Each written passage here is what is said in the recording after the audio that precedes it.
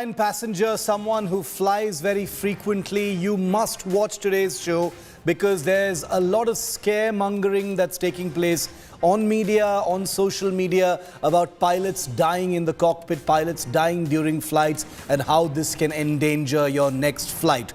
No sensationalism. We're going to bring a pilot on board here on our show and explain to you live what a pilot dying during a flight actually means and why this is a story that matters to you as an air passenger. I'm Shiv Aroor. This is 5 Live. Let's take you straight to the headlines. New close-up images of the moon captured by the Vikram lander have been released. Chandrayaan 3 de-boosting completed. Lander orbit brought 112 kilometers from the moon. Landing scheduled for August the 23rd. Big political news quake in the run-up to 2024. UP Congress chief claims Rahul Gandhi will be challenging Smriti Irani by contesting from Amethi in 2024. EdTech firm Unacademy lands in a soup after firing a teacher for giving vote gyan. Defending the move, Unacademy says personal opinions not allowed in the classroom. Sextortion racket run by a Mumbai model busted in Bengaluru. Men coerced into marriage and conversion through blackmail.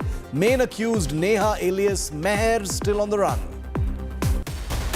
Bizarre solution to the tragic spate of suicides of students in Rajasthan's Kota, the coaching epicenter of the country. While student suicides rise, officials fix fans as a remedy. This after Kota has witnessed over 22 suicides just this year alone.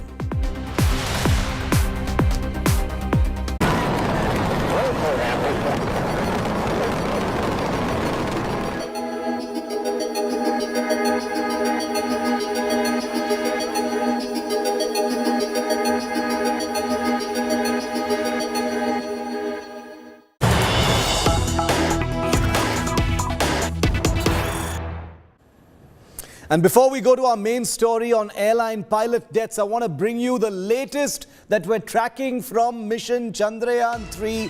The crucial de-boosting maneuver has just been completed. We can confirm to you here on 5 Live that the de-boosting phase has just been successfully completed.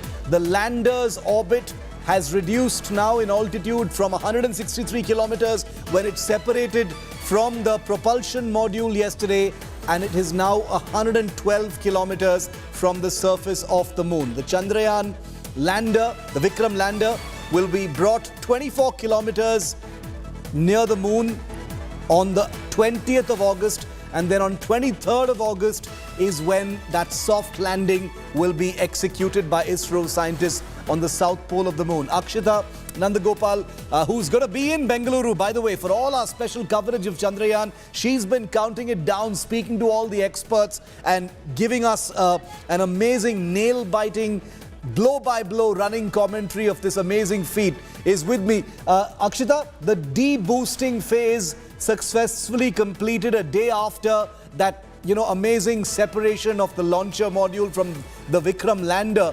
Explain to us what exactly happened today. In layperson's terms, it looks like that lander is getting closer and closer to the moon now.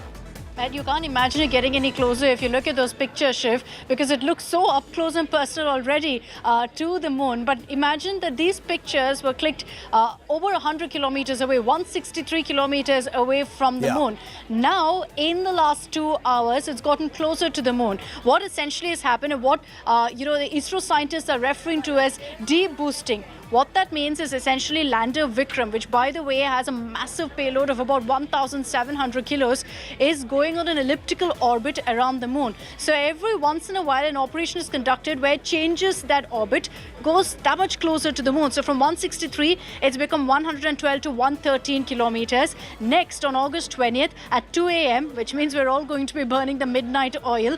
At that time, you're going to be seeing the lander coming to the closest point of the moon, which is just about 24 kilometers. And that's when it gets to the closest point of the moon, Shiv. These pictures that we're showing right now, ISRO hasn't confirmed if this is the South Pole, but you get a sense of how fast really the lander right now is moving. There's one footage which is in the middle of the screens, which was on August 15th. So that was when lander Vikram was still part of the propulsion module. And in that you see, it veering past the moon essentially. And then 2 days later, the latest pictures that we're showing on the right of our screens, that's from yesterday. So that was from the 163 kilometers distance from the lunar surface. And these two pictures show you, what the moon looks like. It's beautiful, it's mesmerizing to say the least. You can see all of the craters, the lunar surface in great detail. Just imagine what it will look like, Shiv, come August 23rd. The ISRO scientists who we've spoken to on India Today maintain that everything is going as per plan, everything is on schedule. So August 23rd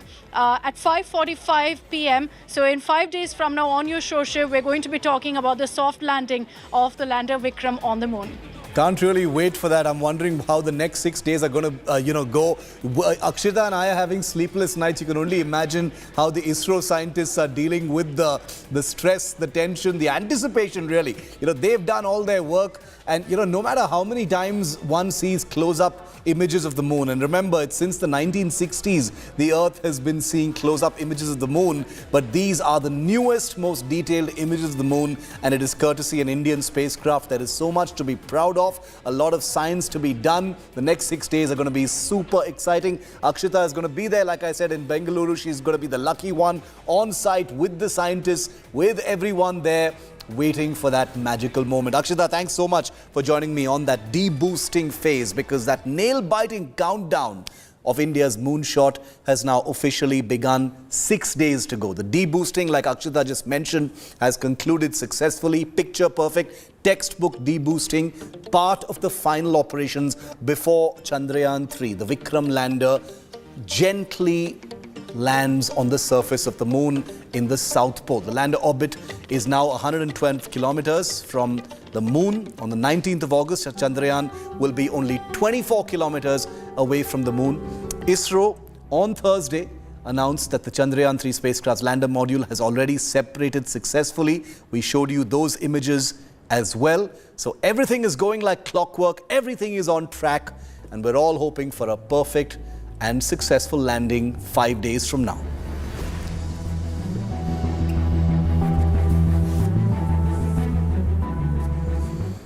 And now we shift focus to our main story here on 5 Live. In the last 3 days, in different parts of India and different parts of the world, 3 airline pilots in separate flights have died either while they were flying their aircraft or right before they were to begin flying an aircraft. 2 of those incidents happened here in Indian airspace. The deaths are, of course, unconnected. But social media and other media have been abuzz with very unsettling headlines like the one I just read out to you. 3 airline pilots in 3 days. What's going on? Is there something that we are missing? Is there something to worry about? Now, first, let me tell you about these 3 separate incidents. The first incident was a Qatar Airways pilot flying from Delhi to Doha, serving as an additional crew member. He collapsed in the passenger cabin and passed away. The second incident was on an Indigo flight from Nagpur to Mumbai. The pilot collapsed at the boarding gate just before the flight, and he was taken to a hospital. Tragically, he was brought dead. The third incident took place mid-air between Miami in the United States and Chile's capital Santiago in South America, when the pilot collapsed and lost consciousness only to pass away later. The aircraft, in fact, had to make an emergency landing in Panama. Well, the plane was safe, it was landed successfully, but the pilot was declared dead. 3 pilots in 3 days can sound very alarming at a time when passenger aviation is booming again in the wake of the COVID pandemic. Stories like these can add to anxieties of passengers. So it's very important to shine some light on these incidents, put out the facts, get an expert view on what all of this means, and answer some of those crucial questions that might be bothering you. Because let's face it, aviation is back, flying is back, and everyone needs to take flights. Now, here are some of the most common questions being asked when people see stories of this kind. Number one, what happens if a pilot dies during a flight? Number two, can the co-pilot fly and land the plane successfully and safely without the help of the main pilot? These are questions, even if you know the answers, these are questions people have. Number three, are pilots extra burdened post-COVID? Have their schedules become even more stressful? Number four, is more scrutiny required for pilot health and pilot schedules? Should they be given more rest and free time? Number five, are airlines doing anything? Are they cognizant of this problem? Are they doing anything about pilot health? Now, let me share some more details with you about airline pilot stress factors. Remember, pilots are, it's a very glamorous profession. It looks very glamorous, but it is notoriously difficult and demanding. Let's just consider some of these facts. Number one, very demanding workload, multiple flights, especially in the wake of the COVID pandemic. Pilots require high levels of alertness, sometimes across time zones if they're flying international. There's the burden of the safety of thousands of passengers across sectors that is constantly weighing on the minds of flying crew and pilots. Number four, slow stress can build up and impact the health of pilots. It can give them cardiac problems, neurological problems, cognitive problems. There is this post-COVID pressure of added workload, which I'll come to in a minute, because I've been getting messages all of the last 1 hour from various pilots who know that I'm going to be doing this show, because we reached out to many of them and they all have a fairly alarming story to tell. COVID aviation slump has added anxiety about job security, about whether their salaries are going to come on time. That has also added mental stress on pilots.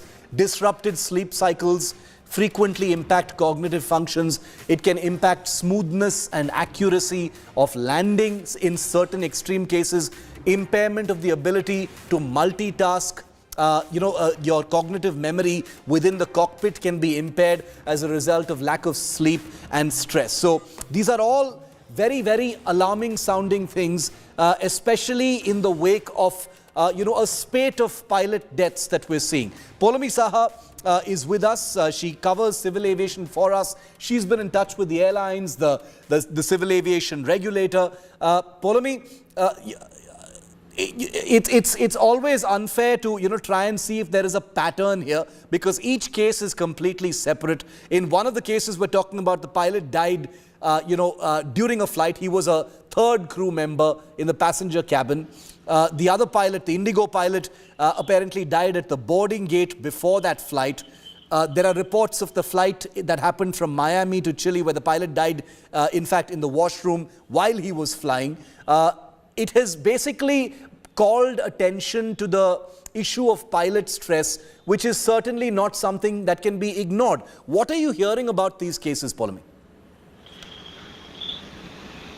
Well, obviously, like you did point out, and that disclaimer needs to be clear, that there is no connection within these incidents. There is no pattern to be read into these incidents. But yes, the spotlight needs to be put on the issue of pilots, flying hours and whether they're getting enough rest. What about mental health? And, are airlines providing for enough in order to, of course, create that awareness and, of course, for enough amount of counseling? Indian aviation, Shiv, as you mentioned, has been booming. Obviously, there is much more footfall, passenger traffic at our airports are now flying both domestically and internationally as well. And after after COVID, and when, of course, those restrictions were lifted and, aircraft took to the air again, there was what was called revenge flying. Everyone wanted to fly. Everyone wanted to get somewhere. So there's a lot of boom in the sector itself. But in the meantime, also, you've heard in the news how, there's been a lot of shake-up in the industry as well. SpiceJet has faced certain question marks that it is trying to answer. The DGCA put the scanner on SpiceJet, and as far as its operations were concerned, Go Air went bust. Akasa, of course, took off during this time. But there's a lot that's happening, and there's a lot of movement that's happening because pilots, of course, are very insecure about their jobs at this moment in terms of their salaries coming in on time as well. These are some of the issues that they're dealing with. So the stress and anxiety levels are pretty high at this moment, and that spotlight that you've shown on that subject needs to be there. Very, very true. Poulomi, thanks very much for getting us that update. It is something that cannot be left to chance. It needs urgent attention, and I will tell you why. Poulomi will update us more on this story going forward. Thanks for the moment, Poulomi. We've got some breaking news coming in now. We've got some breaking news on this very topic that has just landed that I want to share with you now.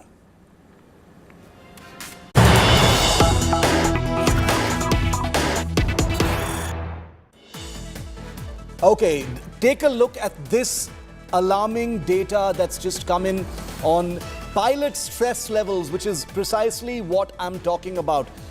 We've got our hands on documents and data suggesting that 181 pilots have been declared temporarily unfit by a single airline. We won't take that airline's name. Temporarily unfit by a single airline in the last 1 year. 181 pilots temporarily unfit by a single airline. One airline has declared 6 pilots permanently unfit to fly. Body fatigue and stress have been cited as key reasons for 181 pilots to be temporarily medically downgraded and banned from flying, and 6 pilots to be permanently derostered. And the reason are stress and bodily reasons. In fact, India Today's Nagarjun Dwarkanath, who's breaking this this very unsettling data, is with me live. Naga, since we began this broadcast, I've gotten messages from pilots from one particular airline, the same airline that you're talking about right now, and one of the airlines that was actually involved in one of those pilot deaths.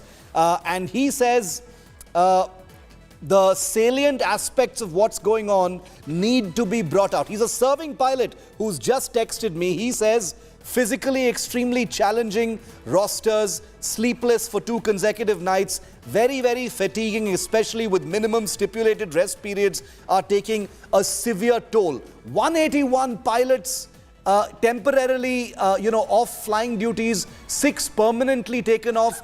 These are scary numbers, Naga. Put them into perspective for us. Well, that is true, Shiv. If you can give me at least a couple of minutes to explain what exactly goes through a pilot life. This is not just to one particular airline. Across India, all the airlines, if you speak to the pilots off record, they talk to you about how stressful their job is.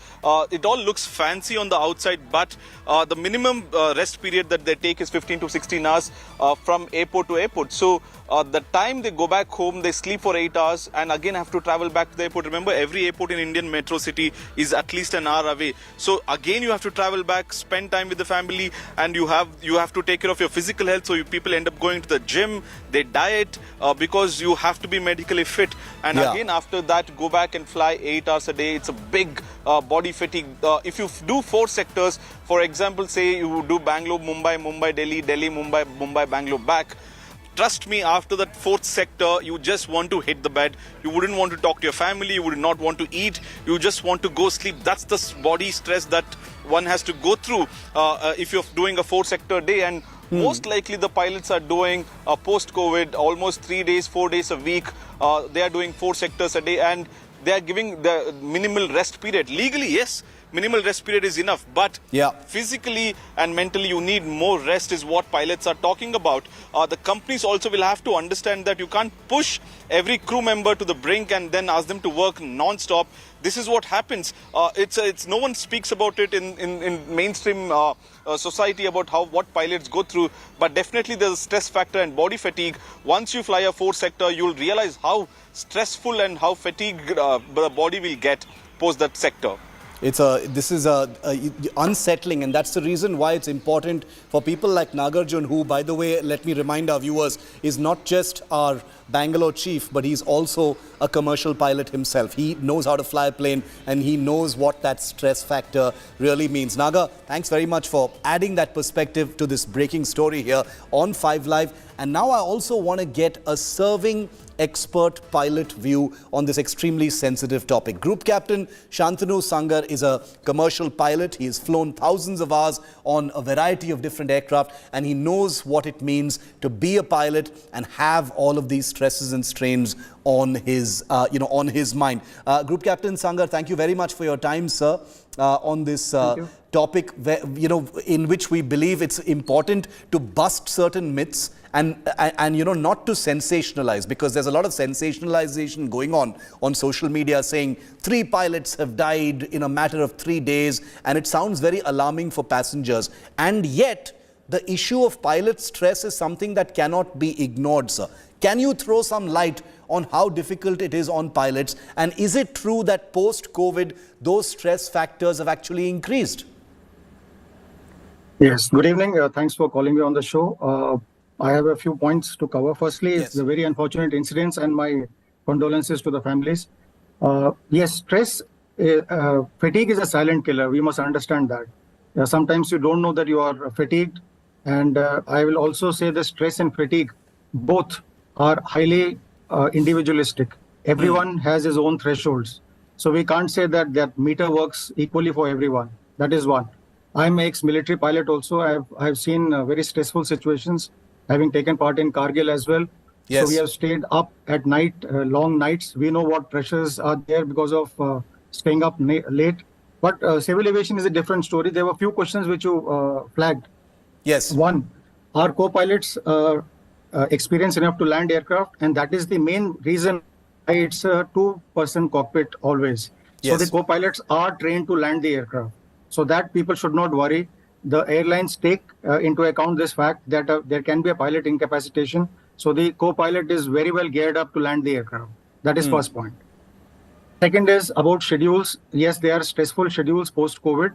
But at the same time, most of the companies that I have known allow their pilots to say no if they feel that they are overstressed or over-fatigued. And there are companies which have forms also which can be filled up. And you say that either I am fatigued or the crew is fatigued and we do not want to carry on with any flight. So that leeway is available with pilots. But the problem is of recognizing that issue. Sometimes it's to do with your own pride and ego as well, that I can handle it, I can do it. That, like I said, is a very individual matter. I would not like to comment on that.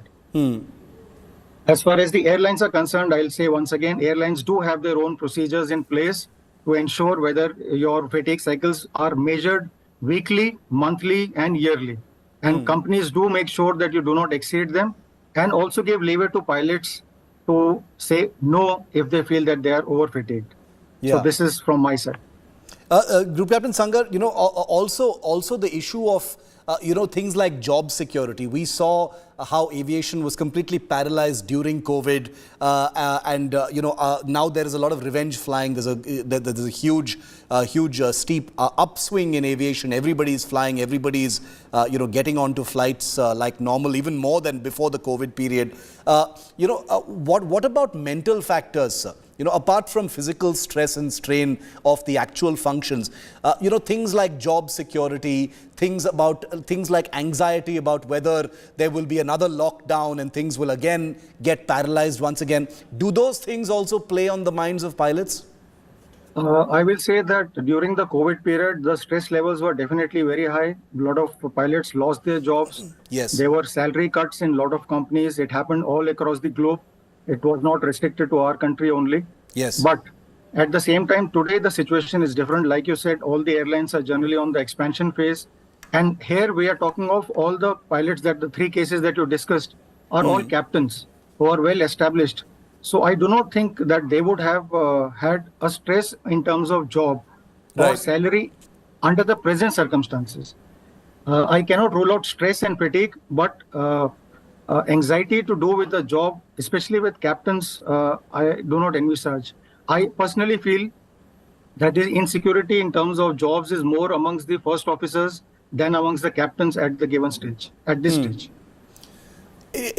During a flight, Group Captain, and once again, I'd like you to, speak to a flying public out there who is consuming alarmist stories sensationalizing, the possibility of this being a disaster the next time you fly, that if the pilot becomes incapacitated, there is a real chance of something disastrous happening.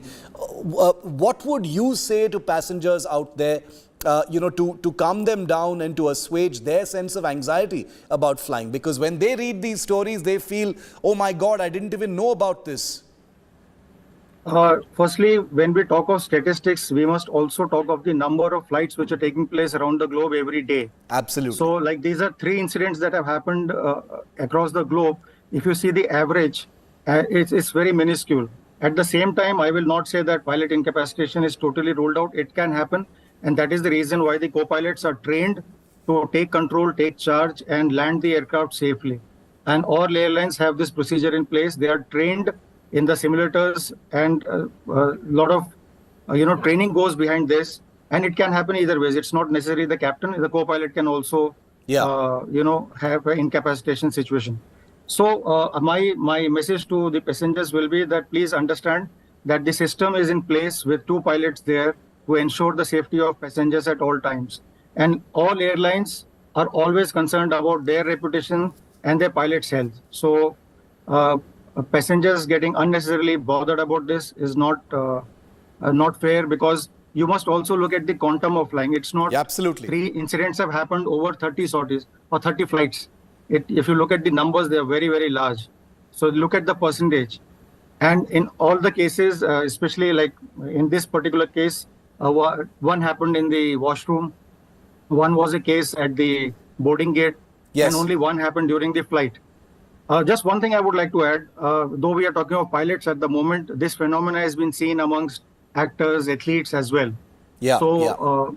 Cardiac arrest is something which no one can predict. And let me also put on record that we go through very stringent tests every year, all the pilots, and checked out for our heart, brain, all other functions in all capacities. So we are actually the fittest guys available. Absolutely. And one final question, Group Captain, because you've been a military pilot, you've flown in conflict, so you know more than a thing or two about the stresses of aviation concerned, and you've seen both sides of aviation, both military and civil. Just as a matter of curiosity about your own example, sir, because stress and strain, like you rightly said, is highly individual. No 2 cases can be compared. Everyone reacts differently. How do you cope with the stress? Are there things that you do? Do you meditate? Do you stay fit? Do you hit the gym? What is your routine like, sir, to handle stress? To handle stress, one of the things that you mentioned, yes, I do meditate. And from my very first day that I started flying in the military, I have had, as I call it, the box concept. That is, I compartmentalize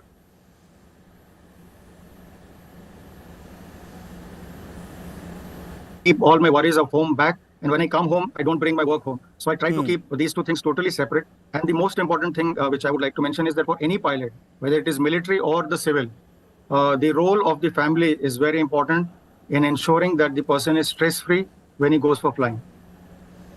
Very, very valuable words. I'm sure all this resonates with all members of the pilot community, but also those who will be looking to take up flying, as well as those who are passengers. I'm thankful to you, Group Captain, and thank you for your service in Kargil and through your military career as well. We salute you, and the calm manner in which you've helped us bust some of those myths is very important, not just for us as a channel, but also our viewership, because they depend on us to put out the realistic picture of what others might, be tempted to sensationalize. So I thank you very much, Group Captain Shantanu Sandar, for being with me here on India Today. Thank you. Also wanted to tell you about another story we've been tracking since late last evening about a massive sextortion racket busted by the Bengaluru police yesterday.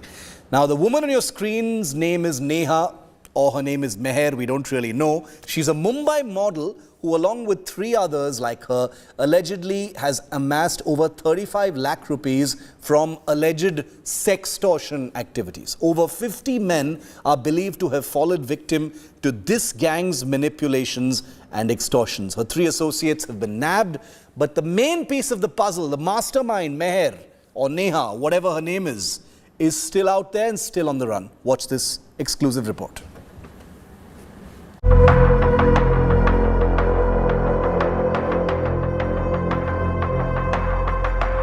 In pursuit of a female sextortionist,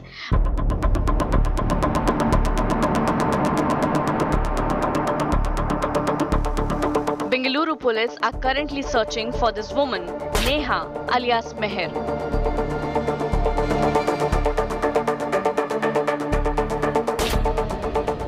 Originally from Maharashtra, the woman has been named in a complaint for allegedly blackmailing her victims. She allegedly targeted men through the Telegram messaging platform, lure them to her home, and orchestrating covert recordings of sexual encounters with the involvement of her male accomplices. This alleged criminal operation led by Neha, also known as Meher, has been active in Bengaluru for a year and a half. The men she allegedly ensnared were subsequently subject to blackmail. They were coerced into marriage, conversion to Islam, or extortion of funds. Failing compliance, they were threatened with the release of compromising videos on the internet. The case now registered in Bengaluru's Puttanhalli police station. Each of her victims reportedly succumbed to the extortion demands.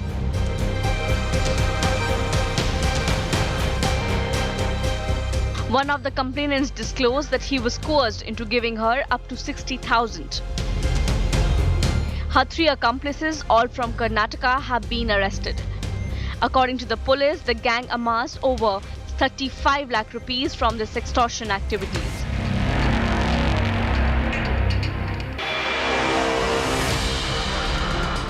Around 50 men are believed to have fallen victim to this gang's manipulation and extortion. Yet the mastermind behind this operation remains at large. The primary suspect, Neha alias Meher, is suspected to be evading capture somewhere in Mumbai. Bureau Report, India Today.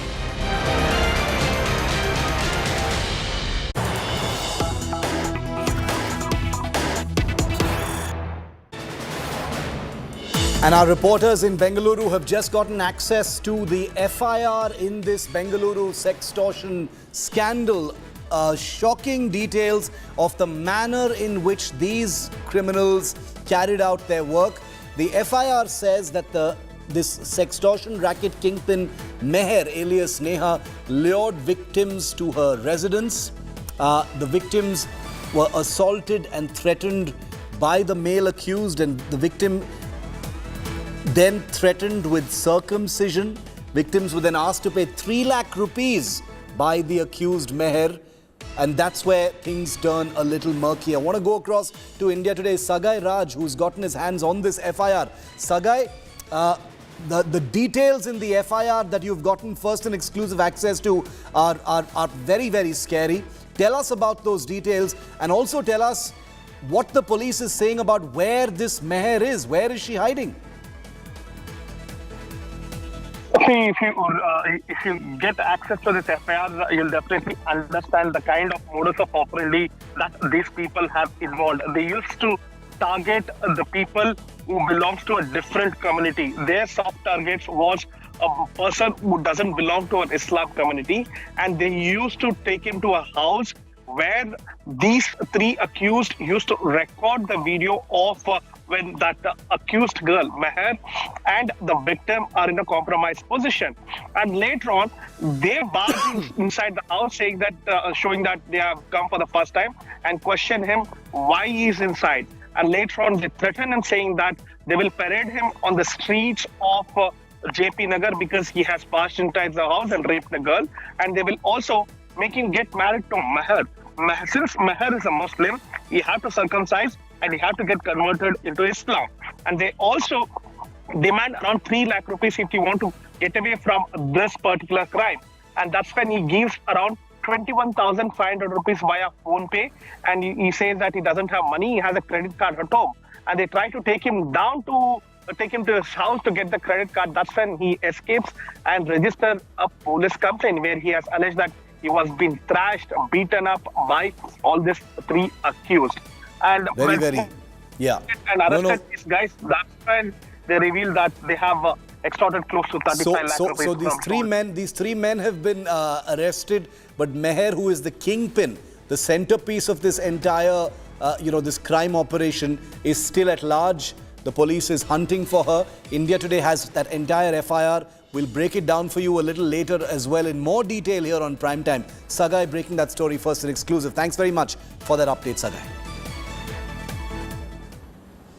And on the other side of this break, we're taking you through all the Gadar 2 frenzy. The film with Sunny Deol is breaking box office records with massive success. But why is Sunny Deol so angry with his fans? We'll tell you next.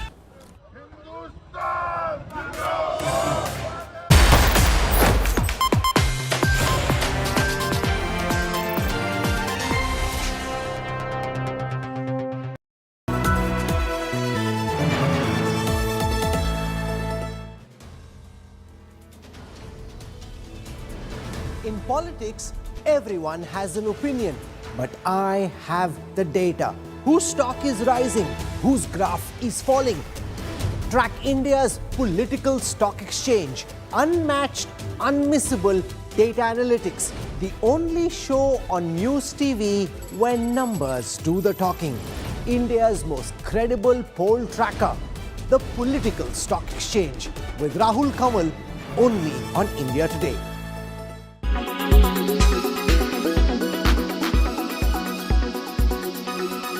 देखिए पूरे देश के अंदर जिस तरह से भाजपा की केंद्र सरकार ने अपने एजेंसियों को दुरुपयोग करके जिस तरह का एक दहशत का माहौल बनाया हुआ है, उसमें हर कोई डरा हुआ है और उस डर का परिणाम ये दिख रहा है कि हर कोई अपने को बचाना चाहता है।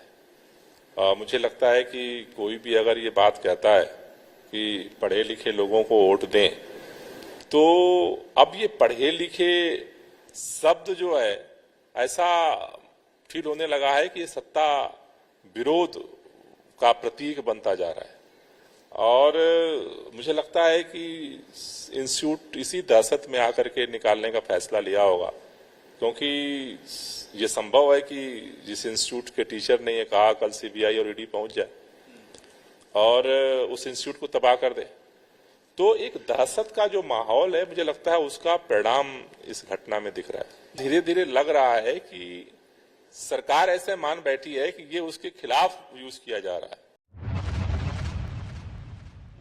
हमारे हिंदुस्तान में इस्लाम सिर्फ और वैसे ही पूरा इस्लाम तो आया ही है 1500 साल पहले। हिंदू धर्म बहुत पुराना है, तो बाहर से आए होंगे 10-20, वो जब मुगलों के वक्त में उनकी फौज में थे। बाकी तो सब हिंदू से ही कन्वर्ट हुए हैं मुसलमान हिंदुस्तान में। और उसकी मिसाल हमारी कश्मीर में, कश्मीर में कौन था 600 साल पहले मुसलमान? सब कश्मीरी पंडित थे, सब वही इस्लाम कर गए, बन गए। तो मैंने कहा सब इसी धर्म में पैदा हुए। Air quality today. In Delhi, 128. In Mumbai, 61. In Kolkata, 52. In Bangalore, 53. In Chennai, 153. In Hyderabad, 128.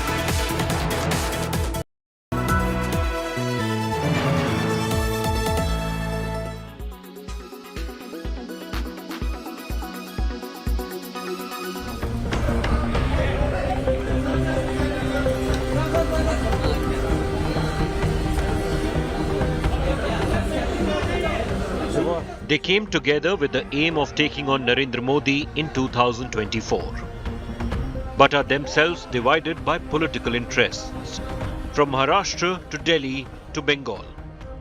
India, the alliance of opposition parties, is fighting many battles within. In Delhi, the Aam Aadmi Party and Congress are in a tug of war for the 7 Lok Sabha seats in the capital. The divisions became public on Wednesday after a meeting between state and central leaders of the Congress. Alka Lamba's declaration sparked an instant showdown, with top leaders trying to cool tempers. While Congress and Aam Aadmi Party are still sniping at each other, they are clearly united in their attacks against the Modi government.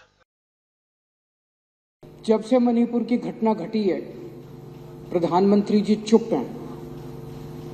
Manipur के अंदर 6500 FIR हो गई 190 दिन के अंदर। 3 मई से लेकर 31 जुलाई के बीच में 6500 एफआईआर हो गई। प्रधानमंत्री जी चुप रहे। मणिपुर में 4000 लोगों के घर जला दिए गए। प्रधानमंत्री जी चुप रहे। In Maharashtra, the alliance is on tenterhooks. NCP Chief Sharad Pawar's frequent meetings with his rebel nephew and Maharashtra Deputy CM Ajit Pawar have created fear among his allies that the senior leader could be planning a jump to the NDA. Pawar hasn't denied or confirmed getting ministerial offers, but insists he stays with the Vikas Agadi, while continuing to attack the BJP. The Congress and Shiv Sena UBT, though wary of the wily Maratha leader, are putting up a brave front. In West Bengal, it's TMC versus Congress and CPM. Congress leader Adhir Ranjan Chaudhary has levelled serious allegations against the Mamata Banerjee government in the Jadavpur University fiasco, where a student died by suicide. All eyes are now on the Mumbai meeting of the India Alliance members. Will the opposition parties be able to rise above their differences to forge a united front? Bureau Report, India Today. Air quality today. In Delhi, 128. In Mumbai, 61. In Kolkata, 52. In Bangalore, 53. In Chennai, 153. In Hyderabad, 128.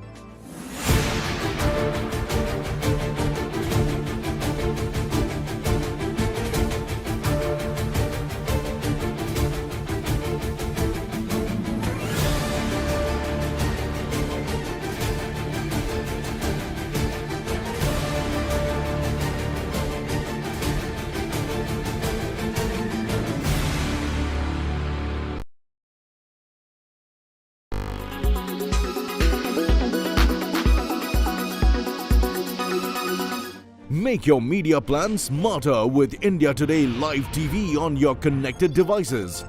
Amplify your brand with 100 million smart internet viewers. To advertise, mail us at sales@aajtak.com.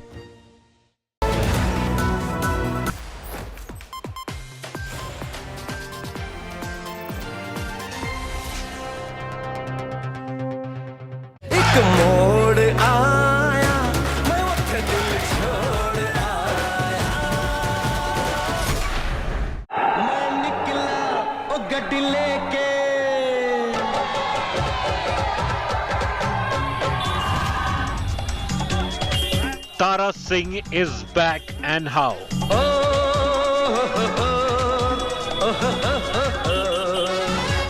As nostalgic crowd flocks to theatres,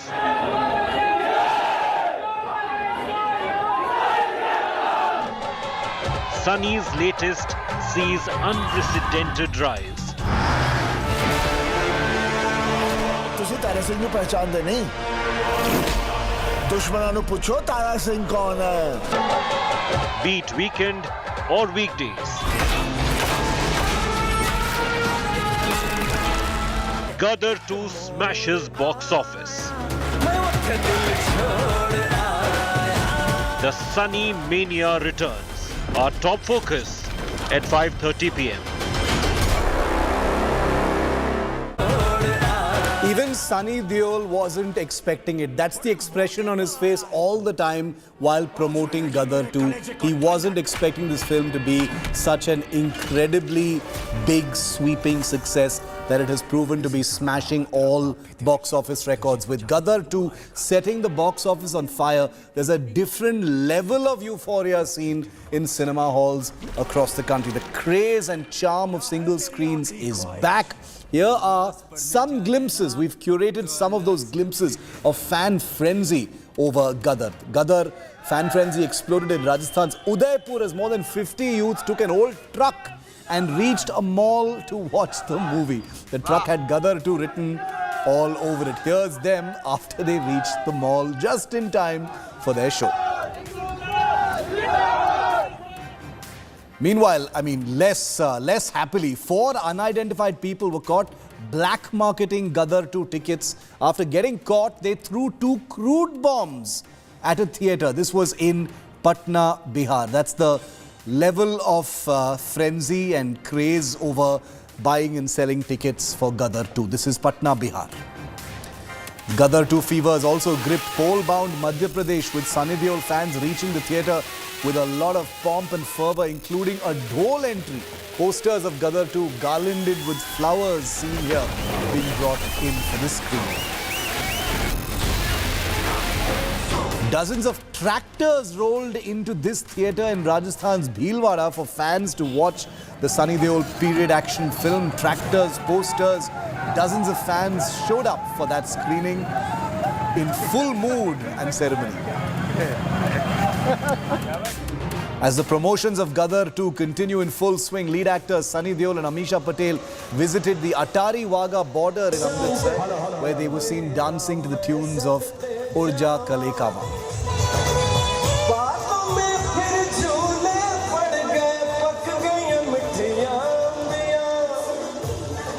But even as Sunny Deol's Gadar 2 is receiving accolades across the country and really ringing it in at the box office, Sunny Deol is also drawing some flack on social media for being caught on camera, losing his cool and allegedly misbehaving with some of his fans. One of those videos which has gone totally viral is Sunny snapping at a fan who's trying to take a selfie at the airport while he was mobbed by fans requesting their favorite star's picture. The video further shows Sunny getting angry and snapping. The Gadar 2 actor lost his cool and said, "Lena photo." Take a look at this. Lena photo.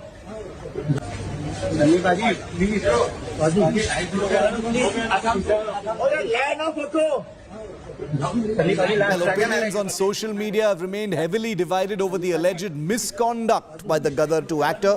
While some call the behavior an arrogant gesture, others say that actors are entitled to their moods as well, and they can be tired and frustrated as well, and therefore nobody should be piling it on to Sunny Paji.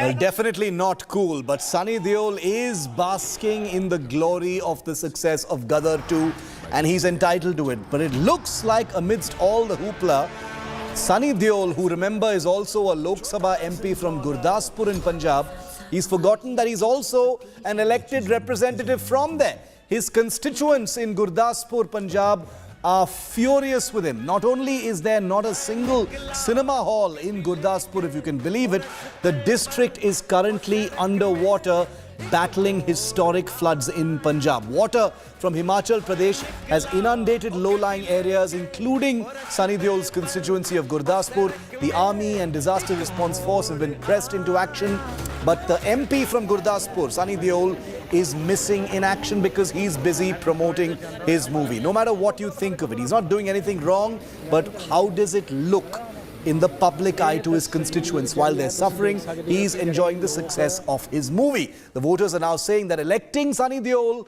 was a big mistake. And remember, elections are just around the corner.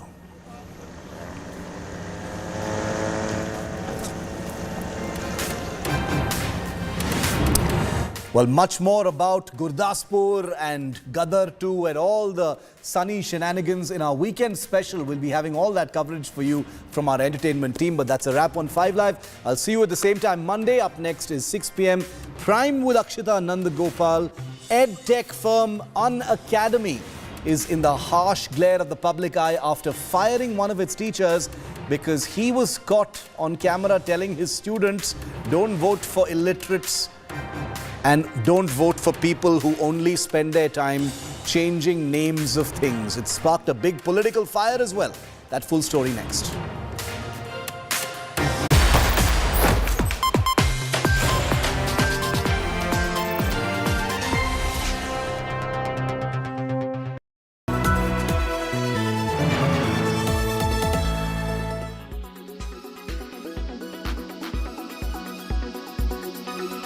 There is a very serious allegation has been raised by former associate editor of Deshabhimani, the mouthpiece of CPM.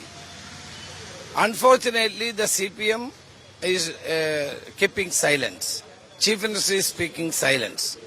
For last 6 months, the Chief Minister of Kerala is not speaking to the press or the people. I don't know what happened to him. This is a very serious allegation that money has been embezzled or taken by the Chief Minister as well as the Industries Minister. And I feel that a comprehensive inquiry is necessary to unearth the truth of this matter.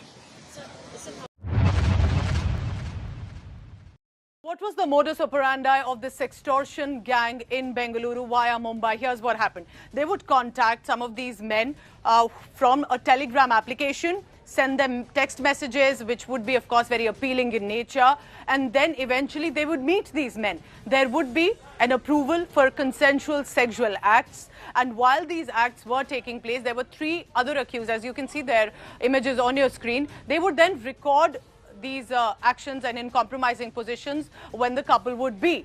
Now, when they had the videos with them, they were forced to convert, marry, and most likely the men would say no to that. And when they would say no to the conversion, they would be forced to pay some ransom, and extortion of money took place. About 60 to 70,000 rupees per individual, and that led to about 50 to 60 lakh rupees that they had eventually been able to amass. And that is when the matter eventually reached the cops while the men were being blackmailed for more and more money. And eventually the cops were able to investigate this further. Now, the shocking thing is that this model, the woman, her name is Neha alias Meher. She's absconding for now. She's still missing. She's not been arrested. While the gang and these men on your screens have been taken into judicial custody for now. क्या करें आप गरीबों के लिए? गरीबी हटाओ बोल के बोलते रहे, गरीबों को हटाए, गरीबी नहीं हटाए आप.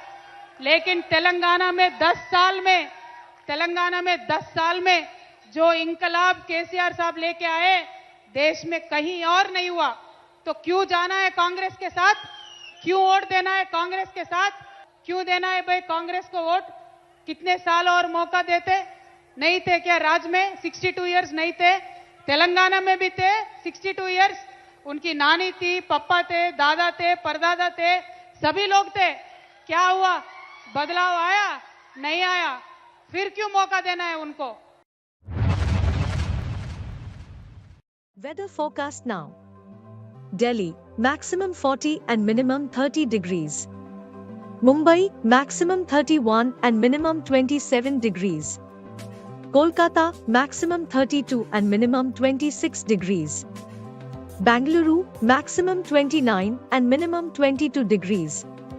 Chennai, maximum 35 and minimum 26 degrees. Hyderabad, maximum 27 and minimum 22 degrees.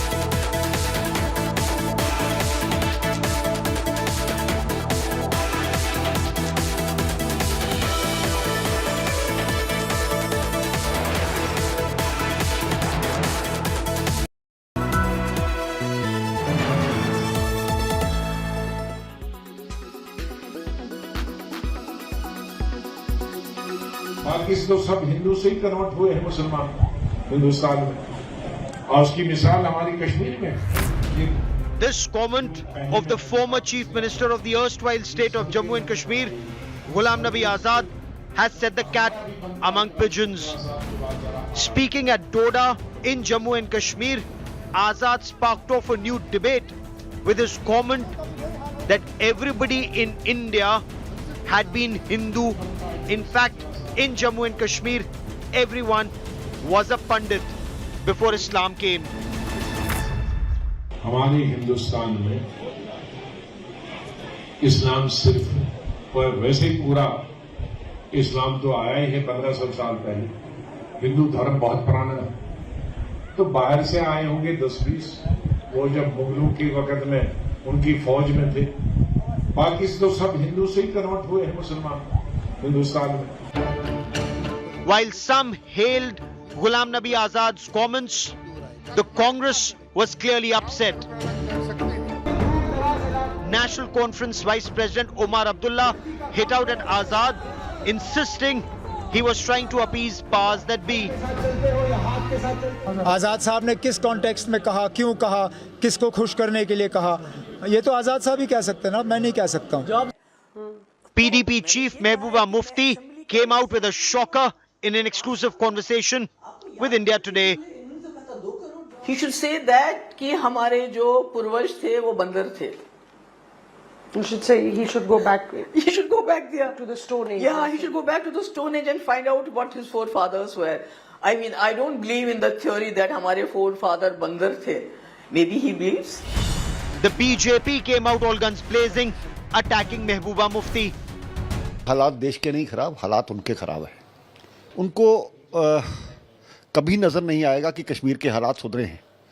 पत्थरबाजों का समर्थन करने वाले लोग आज उनको नजर नहीं आता कि आम आदमी बिना किसी डर के वहां घूमता है।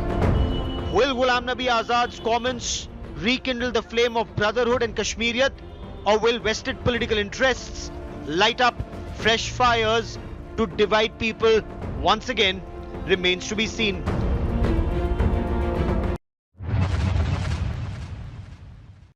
Weather forecast now.